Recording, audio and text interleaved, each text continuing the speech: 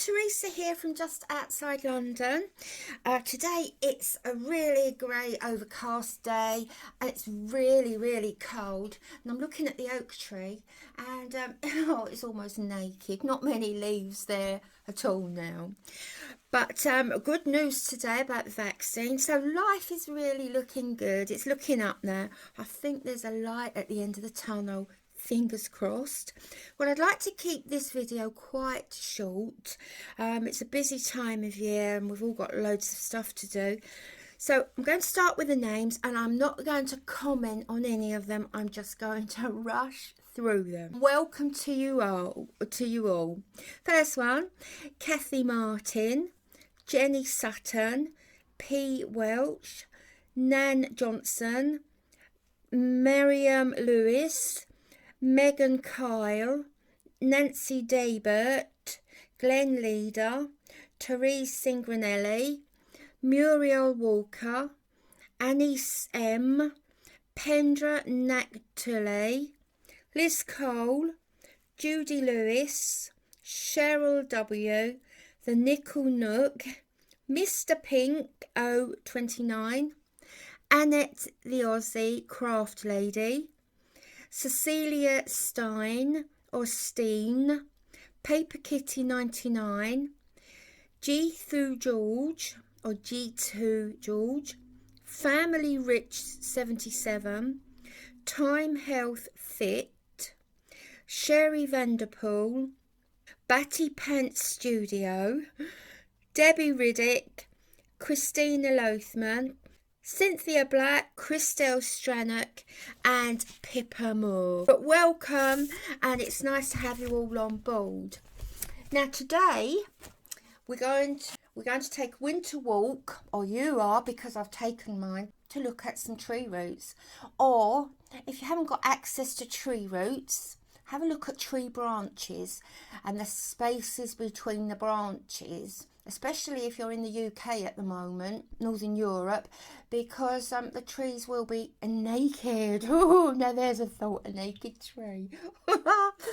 Oh, I shouldn't laugh at my silly corny joke, should I? Because it's not funny. So it's going to be an exercise on shape. These beautiful shapes here. Texture. You can hear the texture. Line, ooh, the lovely lines, and colour. So I'm going to pop that one to one side, and this is what we're going to be doing. And we'll be designing and making a fabric cover for our sketch pad or notebook. This is where we are at the moment, working from tree roots. Going to have a nice winter walk and see what we come up with. So we're going to be looking at the tree roots, if you can see here, noticing the shape, texture, line and colour, and it's all in this photograph here. Can you see the lovely shapes there, the negative shapes between the lovely positive shape of the root itself? This is another exposed tree root that I came across, and there's quite a lot of design elements going on here. There's rough texture against smooth, there's some colour there, green against the brown, there's twisted roots there against straight roots. So just spend some time having a look, and I should have mentioned you need a pencil and a notebook as well. To pick out the areas of light and dark, I've done this with the graphics on the computer. Now, as you can see, it's already taking on the look of a design. So I've left the negative shapes in favour of the positive shapes. From this, I'm going to take a sketch, just a very brief sketch of what I can see.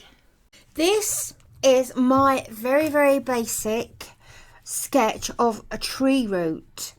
So these are all roots, a mass of roots. I've had to pick out what I consider to be the negative shapes and the positive shapes. This is just a 2-minute sketch of a tree root. Yep. Right, so a little piece of card like so, and from this we're just going to make a window, and this is so useful. It's such a useful thing to do when you only want to study part of an area. Oh. So once you've made your window, you can then place it across your sketch or your photograph, picture, whatever you're using. That would have been quite interesting. That would have been nice, but it's not enough contrast in the shapes there. They're all very long here. I wanted something with a, oh, that would have been nice actually. Oh crikey, yeah.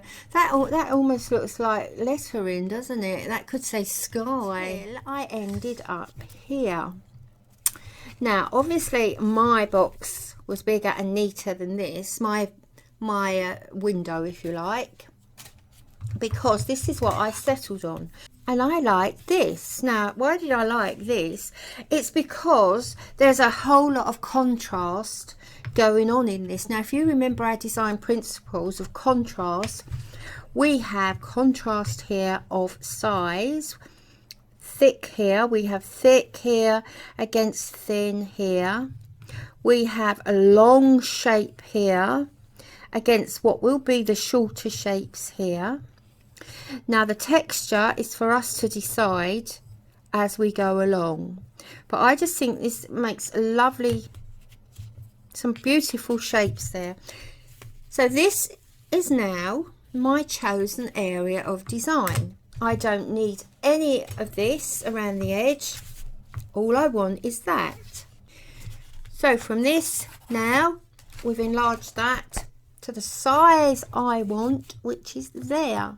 And it's all there, all the pieces. Right, make 2 of these, 2 identical ones, and that way you'll have one for reference and you'll have another one to cut up. All right. So, right, the next step is to cut your calico. Now this is, let's have a look. That is 9.5 inches by 12. So it's just slightly bigger than my design. So the calico is going to be the backing. Then there will be fabric on top, a background fabric, and then the shapes will be appliqued, applied on top. So I'm going to go through this and I'm going to spend some time just thinking about what I want. Now I might actually make a start and cut out the shapes, I might not. See how long this takes me. But I'm going to select the fabric first and then possibly cut out the shapes, but I'll get back to you before then and let you see how far I've got. Those out. I decided that I wanted 2 pieces of fabric for the background on the backing, for the background on the backing calico. I've actually cut this out as well. Now I believe that goes like so. Already it's beginning to take shape. Didn't matter that they're not meeting here, that there's these gaps, because the tree root is going to cover that up. Now when I place this shape on the green, I realise these shapes are perfect as they are. If I can find number 7, they were 2 number 7s, weren't they? So number 7 here goes, we'll go there. Oh, look at me doing it upside down. We'll go there, and that number 7 will go there, that way. To do that on some dark paper, we'll go there. So there is no need to cut these out of any other fabric, because I like the green anyway. The green was one of the colours I was determined to use, so that's worked out well. Right, now I've cut out the other shapes. Try to keep some of the shapes that you do cut out. We don't necessarily need this shape, but by popping it there, it then gives you a guide later on as to where to place your other shapes. Oh, I keep doing this upside down. Here we go, like so. There we go. So that will act as a guide later on. Now the next thing to remember, I haven't put any interfacing on the back of the calico. No interfacing on the back of the calico, but I have interfaced each piece that I've cut out. Now after you've cut your paper out, your paper shape out, don't cut the violin out the same size, because that's going to make it really awkward to press the iron or violin on, or the interfacing on. So what I suggest you do, on your piece of fabric that you want to use, add the violin onto the back. Now as long as you're only using scraps, you're not going to have too much waste. So you see how easy this is? So you just pin that on. It cuts out all the little fiddly bits, and cut that out like so. And by doing it this way, after you've cut that out, you have your perfect shape already with the violin. So I've now cut out all these shapes with the violin on the back. I've numbered them for reference. 4, we have 4, and where's number 1? And number 1. There aren't very many shapes to this. Oh, enough for me to lose number 1. Number 1's here somewhere. Now I'm going to go back to this spiderish shape and set that down there. Look how that fits right in there. And I shall now place these, right, number 2, 1, 2, so that shape goes there. Number 3 will go there, and number 4 there, and we seem to be missing number 1. Oh, I'll catch up with number 1 shortly. Then I very carefully lift that, and there we are. I might actually move that one down a little bit. That looks very high there. Right, now can you see what I mean about having a backing fabric on the calico? Because if I hadn't, this area around here would just be plain calico. Although we'll possibly cover that up with stitching or whatever. No, that should be number 1, but where's the fabric? So there we go. Now all these pieces, apart from number 1, are in place. So my next task is to tack these down. Now those of you who have been watching for a while know that I don't recommend you tack all the way around the shapes, but you tack across in rows, a couple of rows. I reckon I could do this in 4 rows, just clipping each shape in place. Now you all know what tacking is, so I'm not going to do that on the camera. I'm going off to do that now, and I'll get back to you in a minute. And the tacking's been done, and I did actually do it in 1, 2, 3, 4, 5, in 6 rows going across, just clipping each piece of fabric down in place. So that is quite secure now. I'm ready to work on. Right, so what's the next step? So I have here a selection of nets that you've probably seen before loads of times. We actually used that on the last project. I do like that. I think that is gorgeous, lovely to use. And some nets here. Now I like nets because, as you may remember, I believe they give the work just a little bit of depth, a bit of dimension. At the moment, immediately it just raises it, it just gives it an extra something. Maybe not that piece, but as I say, I have got plenty here. No, that's too thick for this. I don't actually want to hide the colours. Some of this might be too, yeah, see this net, would actually hide the colours. I don't want to do that at all. In fact, that's covering up the whole piece. That can go back immediately. So I'm looking for something sheer, something fine. Although that's not bad. Perhaps just a piece of this on one of the shapes, like so. Maybe on here. Now that's coming out on the screen as white. It's actually a rather nice beige or fawn colour.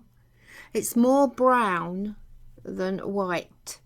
If I'm trying to get my inspiration from the woodland walk over there and these beautiful colours that are going on at the moment, to give them the same look, then this is how I could do it, by covering them all up with this, for instance, and immediately it gives them something in common, doesn't it? It takes away the garishness, it tones them down, and it almost marries them together. So that is one possibility. Now I always like this. I can't remember where this came from. I think it was camping chair of some sort. Right. Oh right. Oh yeah. Oh crikey, yeah, I actually like that. It looks better on the screen than it does on here. I love it on here because you can actually see the shapes on here. Yes, I'm going to pop that to one side. So we'll get back to you. I'm not going to say shortly. Well, it'll be shortly for you, but it could be tomorrow for me. Okay. So, fingers crossed that I'll come up with something nice. Okay. And I thought what I'm going to do is use that shape to guide my stitching. So, I photocopied the red demonstration piece and I cut out this shape, which is actually that shape, only made a bit smaller because I don't need that part and I don't need that part, but I do need this lovely curve.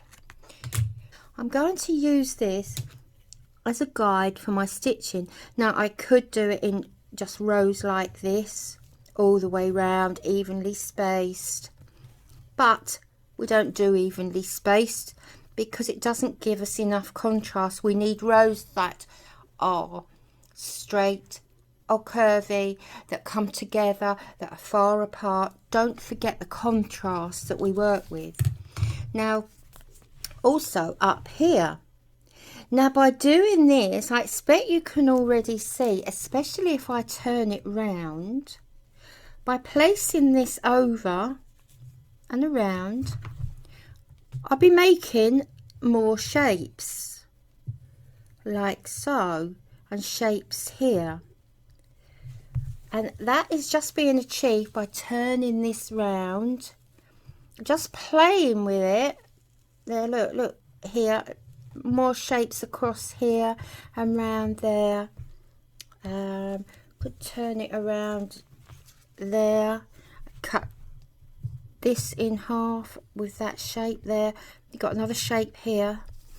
So it's a wonderful way of spending an hour or so just playing. But look at this.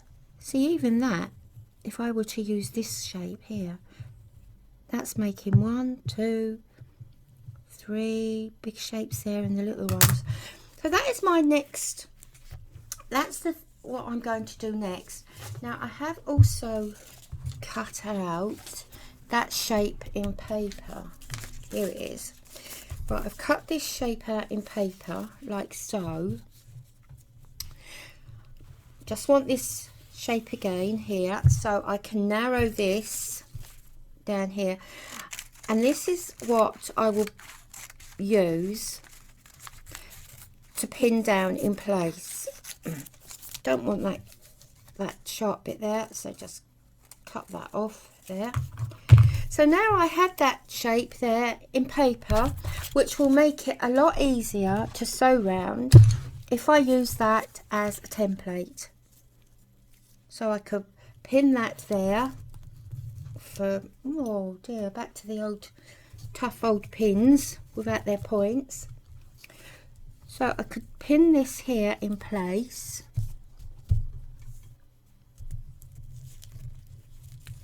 Like so. And then start my first row of stitching, maybe round there. All my little stitches, some big, some long, some wide, some thin, because of the contrast around there. So here we are. I followed the curve round this shape here, pinned this down. This is another one because I did need a couple of these, and I've pinned it all the way round, moving it around as I've gone. And if you can see here, the shapes here and here, there is just a crisscross now of shapes, all based on this curve. So the next thing I'm going to do is take some of these small shapes that's just been made with the crisscross of the slow stitch here, and I'm going to just applique some little pieces of net or lace. I found this rather nice piece of lace here, and I don't know how to use that yet, but I might have a try. I'm going to just place these round about on some of these big shapes. You can see on the screen that it actually gives a little bit of dimension, a bit of depth to the background. So I'm not necessarily going to leave those there. I'm just playing around at the moment. And as I said earlier, I do love that effect there, and it actually marries or matches this background one. As if you remember, we cut a little window earlier on. I've cut a larger one, a frame, and sometimes you get a nicer effect of your work if you just cut an ordinary paper frame like this and then cover up the edges, and you get quite a nice effect of how it's going to look when you're finished. It just neatens it off and gives it a better effect, I think. I might start slow stitching them down, and all I'm doing, as you know, slow stitch, just running stitches, nice sharp needle, and I've used 3 strands of thread. So I've now tacked some of the applique fabric in place. I've put the net down and the orange vegetable bag here, and you have to be careful when sewing that because it does stretch, but it tacked in place very easily. It was quite a nice thing to do. I've got some at the bottom and at the top. There's a little bit of net in the middle that doesn't really make much difference. Now, the running stitch, for any of you who are new to this, it's quite easy. As always, it's an exaggerated demonstration with a long needle, a thick thread, and on a firm background, and it's so that you can see it on the screen. If I were to do this on the actual piece of work, you wouldn't see it. So nice knot in the back of in the bottom of your thread, and then come through from the back of the fabric, and all slow stitches, running stitch, in and out, in and out, and it's just so easy, and it's the same as tacking. If you can do tacking stitches, you can do running stitch. It's the same. Now, you can vary the length of it if you want to. It's entirely up to you. That's a pinwheel. I'm just showing you what that is. That was a pinwheel that was done for another demonstration. So it's now taking shape, and I'm going to start the slow stitch now. You've just seen the demonstration, so I'm going to do it now in silk or floss, embroidery floss, at 3 strands. Knot it, a nice needle, nice fairly long needle with a nice point, because occasionally you have to go through layers of fabric and you do need a nice point on the needle. So make sure it's secure at the back, and then in from the back through to the front. Now, I've chosen a line there. I'm going to follow one of the lines I have already put in, and I did that by using the paper template, the curve, and just sewing around the curve. So just in and out, just following the curve. And I'm just showing you the wave there of the curve. I'm going to follow that wave, and I'll probably go round and round and round. There are many ways of doing this, but at the end of the day, it really is up to you. You could do it in bands, straight across like the tacking, just straight across in rows. You could follow the shapes. There's a load of things you could do. And here's a little update. I put the black piece of net down. I'm also going to put the frame over to hide the edges to give you a better idea of how it's looking. The black looks, I think, very nice.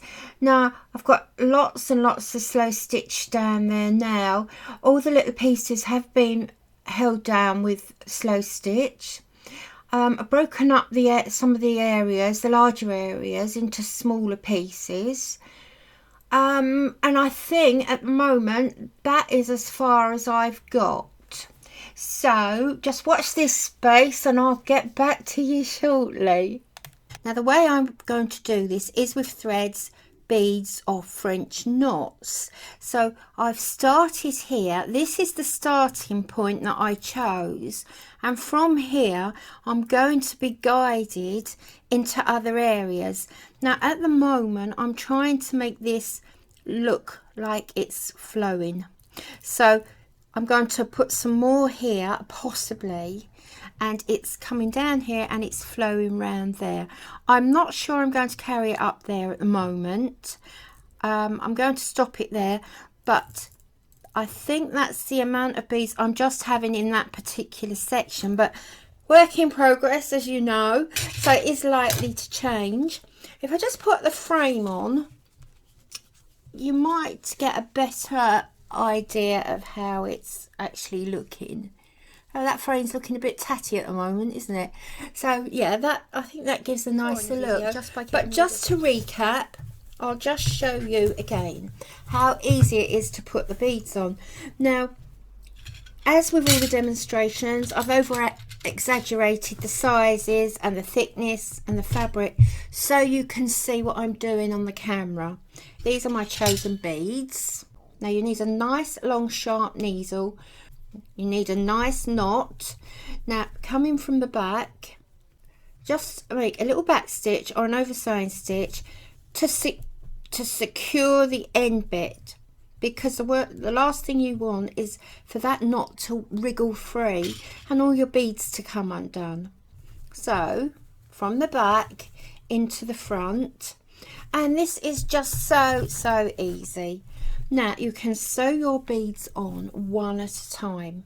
So you come in from the back, through the hole in the bead, and just back in to the back like that. We'll make sure that rolls down, and there's your bead.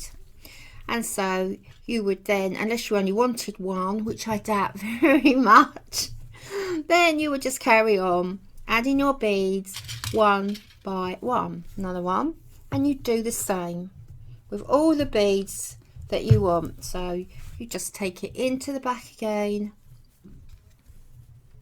and that's it. And then you would secure them. When you have enough beads, you just secure it at the back once again, thoroughly secured so it doesn't wriggle free. What I find easier to do, if I turn that round, that's it. I'll turn that round that way and you can see a bit better. The knot, and over sew it like we did here, then come through to the front, and then just put as many beads on as you think you need, but also as will fit on the length of your needle. So I have 3 there, 3, but there could be 10 little glass beads. So just lie them flat or curve them, whichever way your design goes. You might want to curve them. So I'll curve them, because to lie them flat we just do that. So we'll curve them like that. So my design is curvy. So I've got the 3 beads there, and it could be 10 glass ones. Go into the back here, that's it, and pull it nicely, nice and taut, and then stick into your curve, pull it into shape. So you've now got a nice curve there. Come back between the beads, each bead, come back between the beads and over the thread, over that thread that runs right the way through them and down. So that's the first one secured, that isn't going anywhere. Then come between the next bead, do exactly the same over the thread that runs through the hole, over that thread, and pull them, and do that all the way down your string of beads. And there we go, nice, strong. You see that? Totally secured, very safe, not going to wriggle free now. Beads, and I have put a few French knots down here. Now, to be honest, I'm not sure that the French knots actually add anything, but I'm going to leave them there anyway, because I don't like taking things out. Now, the beads have just followed the line around these shapes, not taken it all the way up there because it meets the French knots there. So all the way around the shapes in related lines, and then I've just taken them down here to meet this curve, the curve of this shape. Now my idea is to redefine this shape here, because I lost it a little bit. I think the beads have gone part of the way to redefine it. I have actually put a row of slow stitch just around here in black. It's come out a little bit better on the screen than it is in front of me. So I've come up with another idea for that, but meanwhile the slow stitch has still been kept. All the hand stitchery is still intact and it's still visible, so I'm really pleased about that. It's funny because over the years, and quite recently as well, I've collected quite a lot of beads, so I haven't gone out and bought anything, and because of lockdown I'm now looking at my stock and my stash, and this is the ideal time to get rid, or not get rid, oh that sounds awful doesn't it, to as if we get rid of anything, we're hoarders, so forget I said that. So this is the ideal time to actually start going through your stock, your stash, see what you've got in the kitchen cupboards and under the stairs, and use some of it. Now you could improvise, you don't have to use beads, you could use something else. You could use thread, twisted silk, twisted cotton, whatever. Now, as you know by now, I do like shiny stuff on my work. I really do. It makes me feel happy when I'm sewing it. I don't know what that's about. It's probably very Freudian. So all you psychologists out there, please don't tell me what my problem is. I've got a feeling I won't like it. But anyway, back to work, shall we say, or back to play. So this is going there. Now I also went through my tub of broken necklaces, jewellery that I get and my daughter gets as well from charity shops. Now this is really pretty. Some of the things are lovely pieces but just wouldn't go, and it took me ages, it must have been an hour, to just play around with 4 necklaces, and I couldn't decide. So my daughter came in and she helped, and we both decided on this one. Now I don't know if it's coming out on the screen, but this is quite beautiful. Glass beads, it's got an M&S tag there, so it's nice. It's nice. Right, now what I'm intending to do with this, I wanted something in keeping with all the colours, and this is it. I think this is it. I'm going to possibly, probably, maybe outline this shape there with the beads round here and around here. Now I might find, and looking at that, that might be enough, and I might not have to do it round here or round there. But this shape was such a pivotal shape in the root design, and actually in the root, that it really needs to be shown. I think it needs to be seen. But anyway, so that is the next thing. I'm going to put that in place. Now, as you probably notice, isn't the same length, but part of the design process is to exaggerate or eliminate. So all that means is exaggerating an area that you like, and I liked these shapes here, so I've exaggerated this area here with the beads. And then the next part is to eliminate, so you can eliminate areas that you don't like.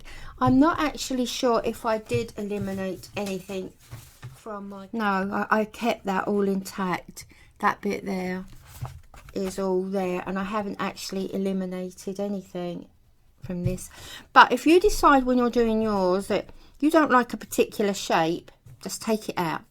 If you don't like that, take that out. Don't forget, you are the designer, and it's up to you to make your design to how you want it.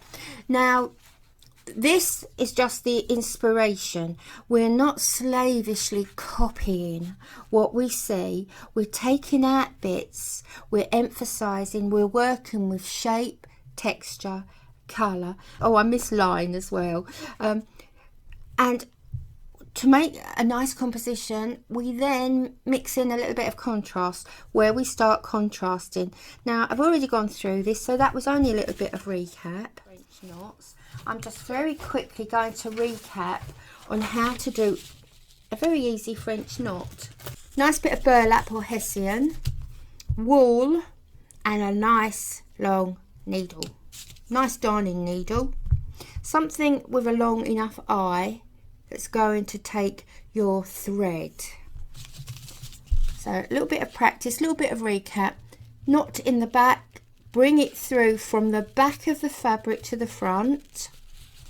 Now take this to the side. It depends if you're left or right handed, so take it to the side you feel comfortable with, and hold it down with your thumb like so. You don't have to pinch it or put too much pressure on it, because it needs to have a little bit of movement in there. So hold it down, not too far from where it came through, and take your needle. I keep looking at the screen just to make sure it's up there. So with your needle, take it under your thread that you're holding down, twist it, just twist it like so, and then go back. I don't like going back through the same hole, because there's always the danger that you're going to pull it through, so I always step sideways a bit. And there's your French knot. Okay, now up there, over to the side, and hold it, needle under, and twist back into the fabric.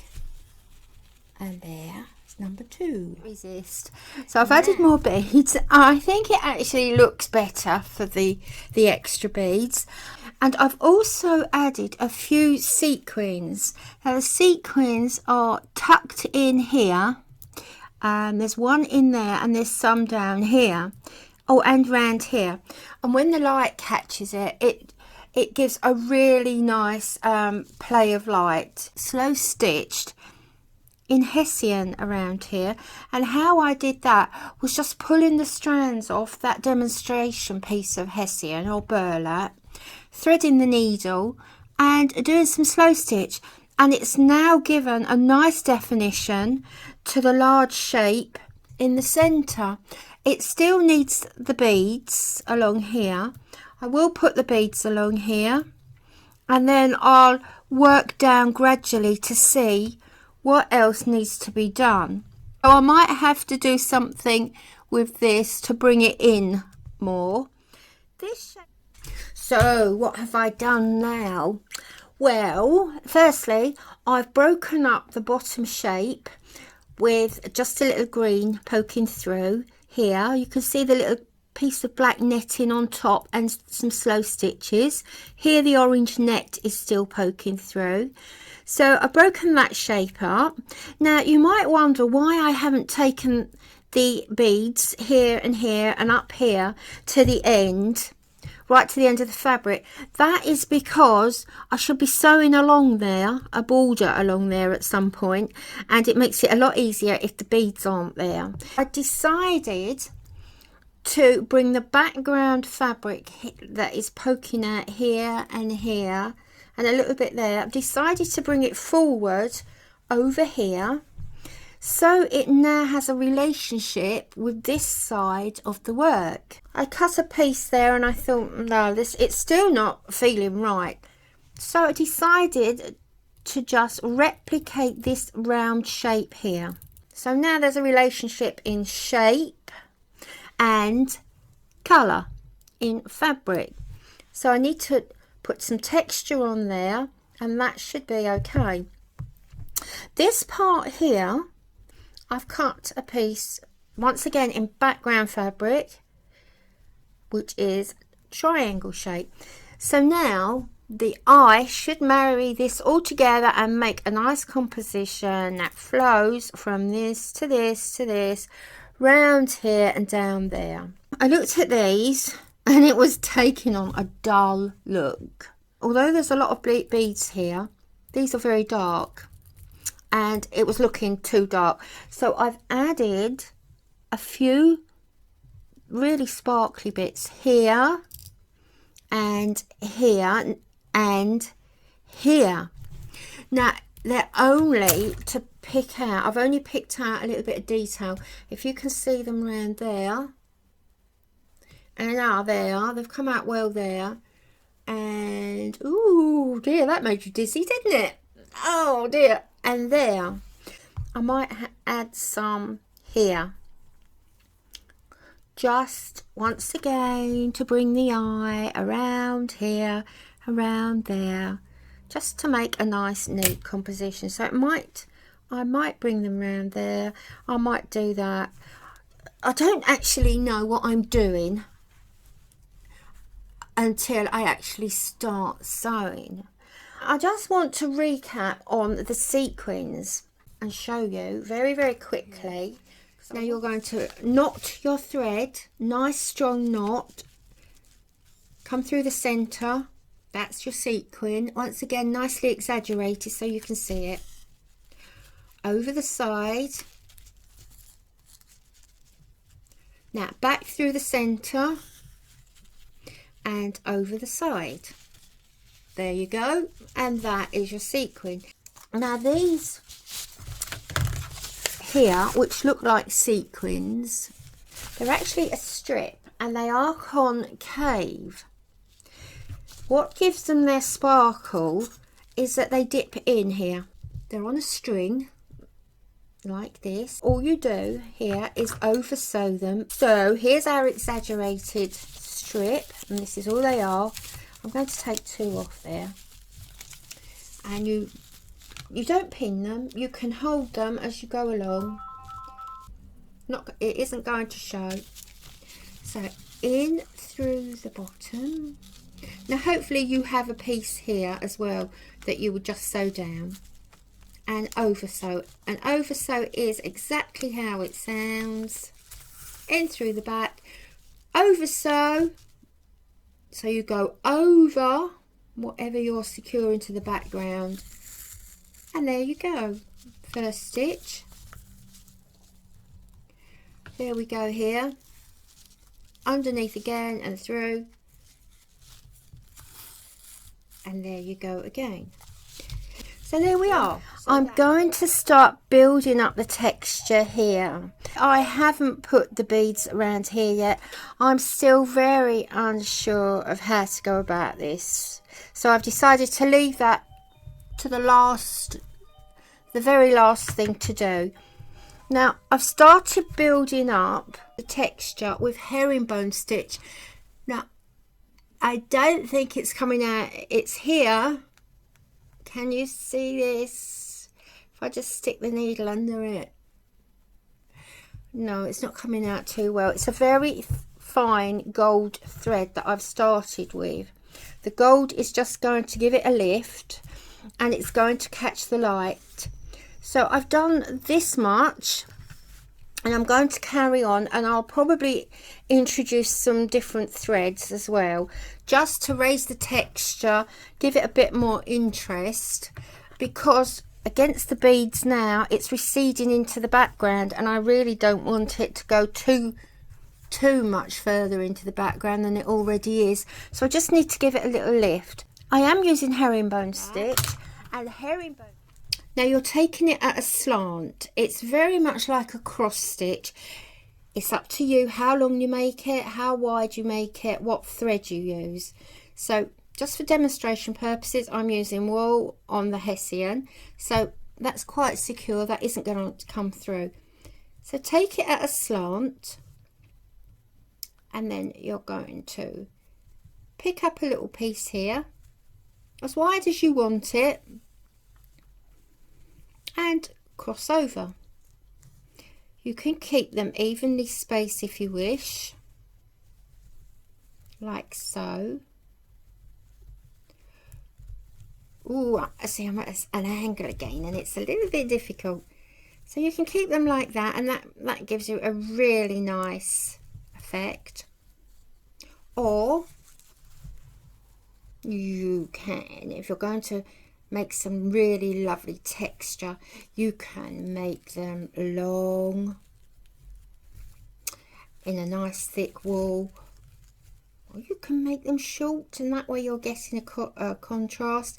This is how I should be doing mine: long against short, against small, short, long, thick. So that is herringbone. I've added herringbone stitch all the way along here, all the way around there, and some here. Now this was gold thread my daughter gave me, but here, if you haven't got any gold thread, don't go to any trouble. See what you have got lying around in your stash, and this is what I did for the gold thread here. Well, it isn't actually gold, it's a pink thread there, and I just stranded it. Now I've done this before on the screen. You just strand it. I'll do it here. And I don't know if you can see that. If I perhaps have a black background, it's quite easy, it's very frayable, and there you go. So that is what I used here. I've slow stitched in green all the way around here between the hessian slow stitches, and it just gives it a little bit more depth and a little bit more texture. So that has gone all the way down round there. Put the beads in. I did put those beads in, the chunky beads. I went back to the chunky beads and I've put them around here and around there and here, and it just gives the shape a little bit more definition around here. The yellow just adds something. It just adds a little bit of a focal point. Didn't want to cover all the beads up, but I just wanted something to lift it, and I think the yellow cross stitches have done that. Now we have done cross stitch before, but I'm just going to recap. Ooh, just like that. Now, because we're not known for keeping to the rules, because we are actually art people and not embroiderers, we break the rules. So we might want a big cross stitch here, big cross stitch, and then over there, and then we might want it beside a little cross. We don't care what way it's going. We don't care if it's not all going the same way. It's just a lovely, lovely stitch. Now we might actually decide that we want a shorter leg on our foundation leg, so that leg might go there, and we might think, no, I want a bit more interest in my work, so I'm going to have a tiny little bit there, little leg there. So play around. It's like an artist with his sketch pad or her sketch pad making marks. So there we are, that is finished. So from this tiny little piece here, there, we have morphed from that to this, to that. It's quite amazing, isn't it? So I've trimmed all the excess off around the edge here, leaving no less than 1/2 inch. So when you're trimming, remember, don't trim right in, just have about 1/2 inch to play with. Now this is the size of my notebook, 12 inches long, regular A4, so it's 12 inches. Ooh, let's move that down a bit. 12 inches by 8.5 inches. Try and buy a notebook with sewn in signatures. You see the sewing here, you want the signatures sewn in. Now we need to take the signatures out of your notebook, and it's quite easy. So I just ran my nail along there and it came loose. I deliberately left this one so you can see how easy it is. Just something sharp, your nail will do, like so, and then lift it out. Right, so the next thing to do, we're going to place the work on the cover and decide now on how big I want my borders. Now that is 1.5, so I'd like my border 1.5 inches all the way around. Now to have the border 1.5 inches, I'm going to need to add a seam allowance either side. So the seam allowance, I need to add 1/2 inch here where I'm going to sew the border to this, so 1/2 inch here, and then 1/2 inch here where I'm going to sew this border to the inside cover. So that's 1.5, add 2.5 inches, 1, 2, so 2.5 inches. I'm going to cut borders now of 2.5 inches. Now you want a border up here, so that's 2.5 inches wide by the length of your work, and that's going to be pinned like so. Pin that. If you feel happy tacking it, then that's fair enough. That's up to you and how you work. So that is one border. So you want right sides together, right side of the fabric with the right side of your work, and pin. Now that's in place and ready to sew. Now you can hand sew this. I'm going to machine sew this. So if you do have a sewing machine, I would advise that you use the sewing machine actually, because it's going to be stronger for when you put your notebook cover inside. It might be a bit of tugging, so you need a really strong, firm stitch. Now, so that is done. The long sides have been done. Going to do the same with these sides now. Now when you come to do this, remember the fabric strip, the border down here will be longer than that, because this piece now has to go across 2 borders, so we've made the side longer. Once again, right side of the fabric to right side of your work and pin it. Now I've measured this against the notebook cover, and it just fits snugly. And I'm thinking that by the time I put the seam allowance on here, when I attach it to the background, it might be just too snug. So what I've done, I've added some background fabric to the edge here, and I've sewn it down. So all I did was right sides to right sides, exactly the same as I did with the border, right sides to right side, and I've sewn them down. So that's as far as I am with that. Now this is the backing fabric. So here we go there. Now the backing fabric, when it is sewn to this, needs to be the length of the folder. It needs to fit the folder exactly. Now we need quite a nice seam allowance on the end here, so don't take your folder to the end. We need a nice seam allowance. It can always be trimmed, so you need to put that in there to measure it accurately.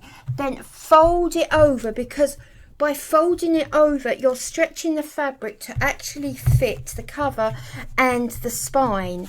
Now, if you didn't fold it like this, you wouldn't necessarily measure the spine properly, and you'd end up with a piece of fabric that is too tight. So that piece definitely fits. And then I'm going to sew this in place as well. So the whole thing will definitely fit, and I will have enough fabric to trim. So the next thing I'm going to do is right sides to right sides again. And this is the right side. And work out which way I want that. So right sides here. I'm going to pin it along here, right the way down, and machine sew it.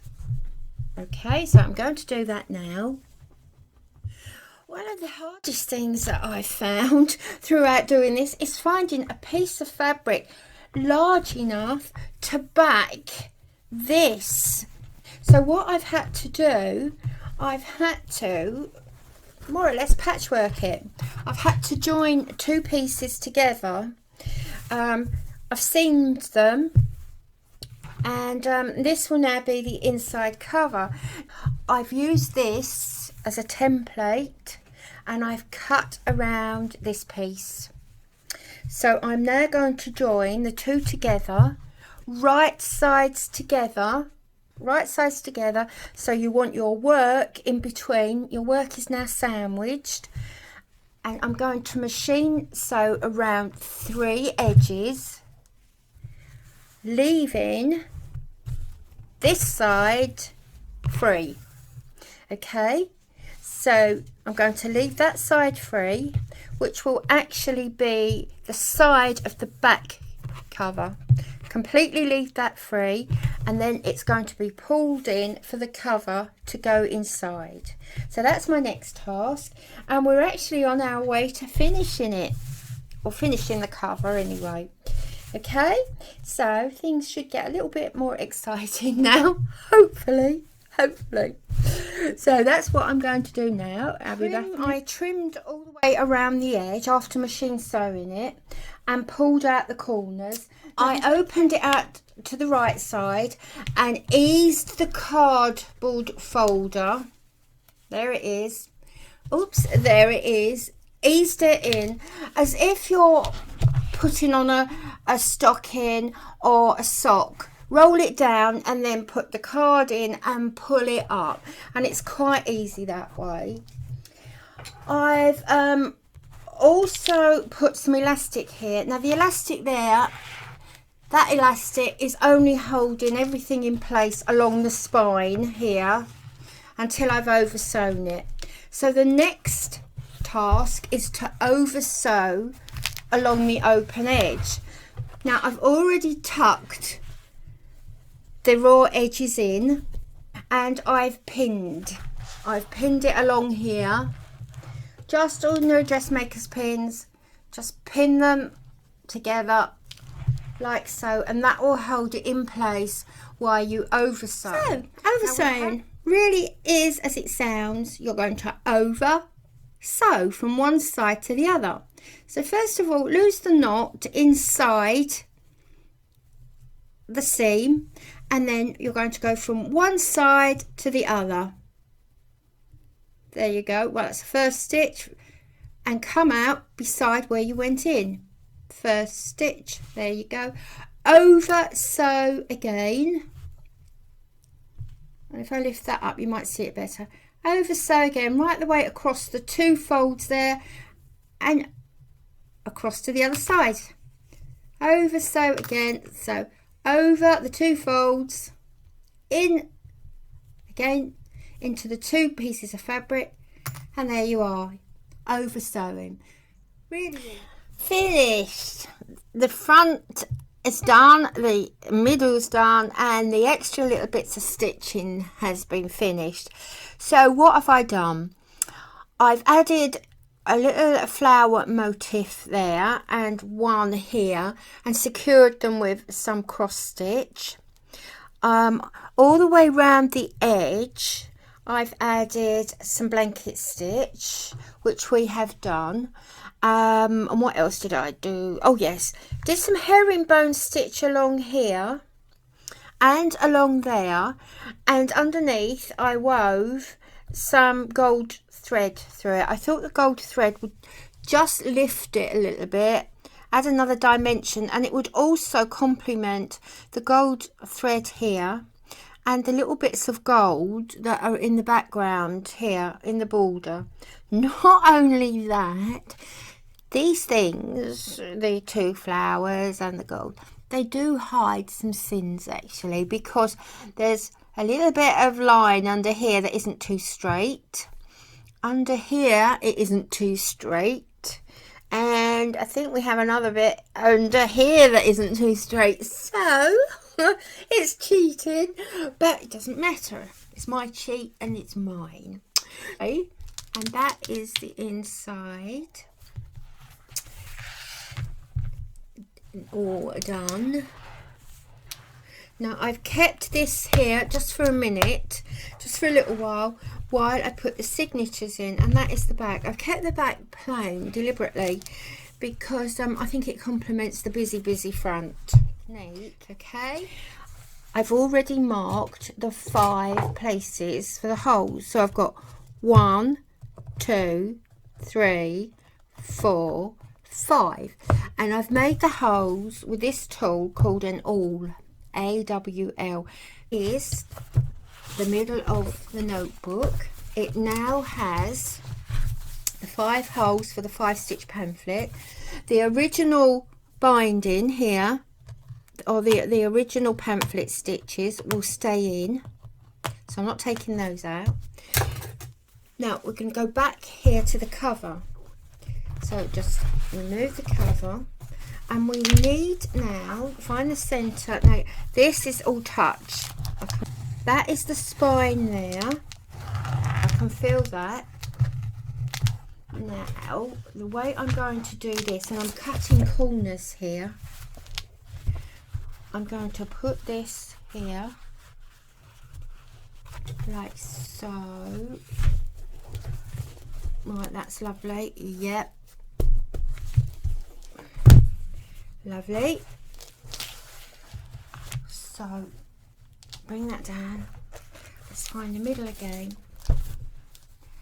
So we need to position that in the center so there's the same amount of border all the way round, which there is now.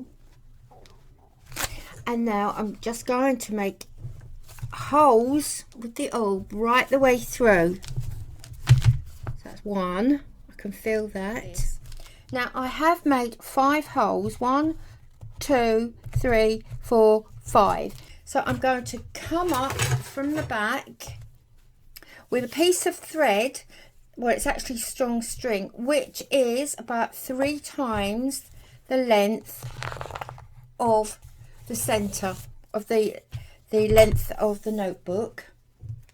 I'm going to come up from the back and leave about 4 inches hanging. Now, in order to see where I'm coming up, I need to possibly push that through again, just so it can guide me as to where I'm going to put, right, I can feel it, where I'm going to come up from. Yeah, there it is. Now you can see it here sticking out. That is just going to guide me as to where I'm going to put the needle. So the needle, yep. Ah, look at that, right through. Now I don't want to pull it right the way through, so just keep an eye on that as you pull your thread, and make sure you leave nice, maybe 4 inches just hanging. Okay, now I'm going to just step up one, making sure that the paper is still nice and straight on the cover, and I'm going to go through the hole above, which I'm calling hole number 2. So it's gone through the paper. You can see the needle sticking out there, and now we need to get it through the fabric. Now there is lovely, oh, that's beautiful. It's gone right through the hole here. Lovely, so that's beautiful. And now we're going to take it to what would be hole number 1. You can see that here, up here. I think, now is that the hole? I'm going to just have a look inside for reference. Right, let's have a look, see where that comes out. Yeah, yes. So there's the hole there. I need to go through there, I don't know what that is, bit of sticky stuff. Oh dear, that's it. It's taken off a load of half a yard of nail varnish. Right through there, and then through to the centre. So through the paper here, you see the needle coming out there. How's that looking? Yeah, the paper's still nice and straight. And then back down into the hole beneath, which is easier this time because there's already thread going through it. Now I'm going to take this, going to miss the 3rd hole and skip down to the last hole. So down we go. Let's have a look, see. Now I can see the hole in the paper.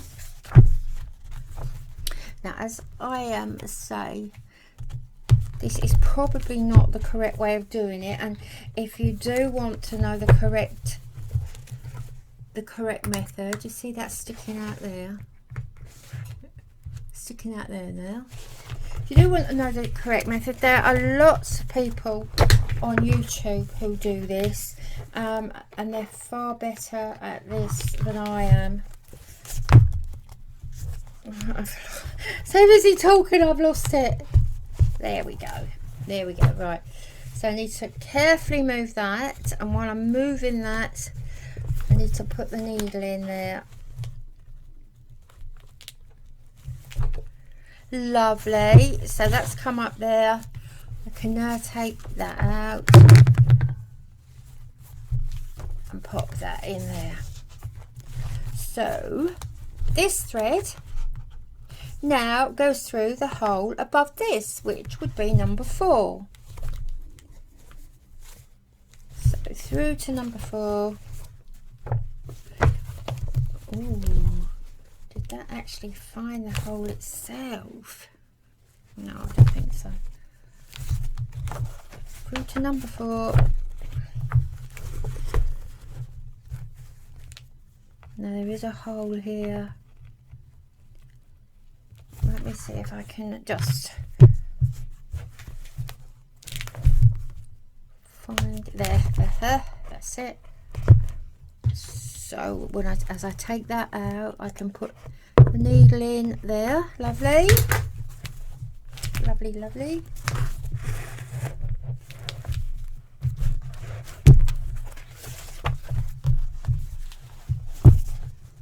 And now I'm taking it up here to the centre.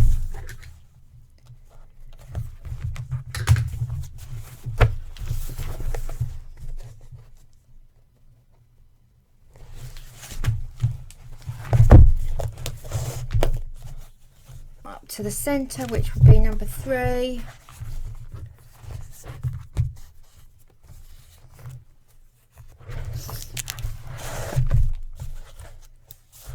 And then down to the hole underneath, which will be number 4. That's it. So that is the centre. 1, 2, 3, 4. We have 4 big stitches there, holding it in place quite firm. Let's close that up now. And around here, you can see what we have here now. We're just going to, where are we? Just going to bring the thread up here, go under the stitches of number 3. I'm just going to tie that off there. Now what you can do is put some beads on there if you want to. I'm going to tie a knot or a bow in that for the minute, because I'm not sure how I'm going to finish that. I might put some beads on there. And that is it, completely finished. So we have the notebook inside. There's the front, inside front, looking nice with the fabric, I think. And here we have that needs to be neatened off. I didn't realise that. That is where it was attached to the card of the card cover.